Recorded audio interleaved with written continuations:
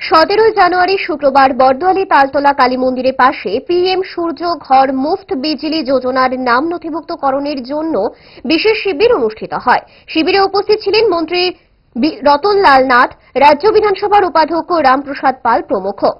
এই যে শিবির করা হচ্ছে, আগামী দিনে সমস্ত ব্লকে ব্লকেও করা হবে। কিভাবে মানুষ ফ্রি বিদ্যুৎ পেতে পারে এবং এর থেকে প্রয়োজনে ব্যবহার করতে পারে সেসব বিষয়ে বোঝানো হচ্ছে। একদিন জলবিদ্যুৎ তাপবিদ্যুৎ শেষ হয়ে যাবে, কিন্তু সূর্যালোক কখনো শেষ হয়ে যাবে না।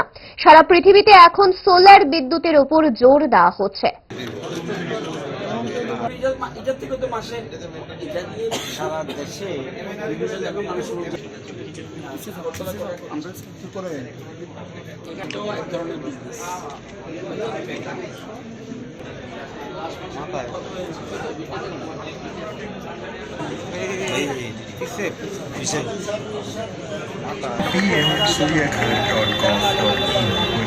অথবা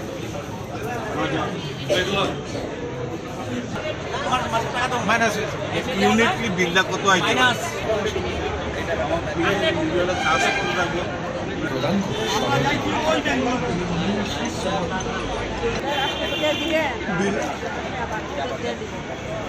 পার্কিং করা আছে, দয়া করে বাইকটাকে নির্দিষ্ট স্থানে পার্কিং করে দিন।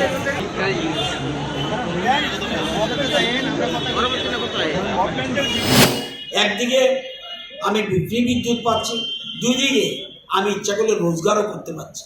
আমরা যেমন পেনশন পাই, ভাতা পাই, এটার থেকেও রোজগার হতে পারে।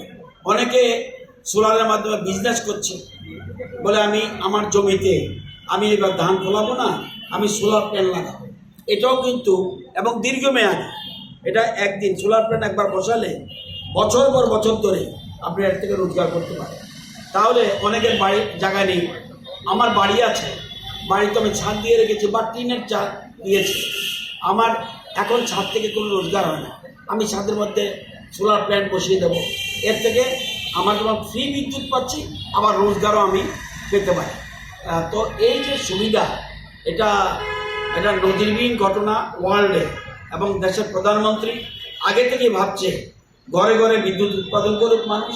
আমি কেন পালাটানা যাব, আমি কেন আমার ডম্বুর যে আমাদের প্ল্যান্ট রয়েছে সেটাতে যাব কেন?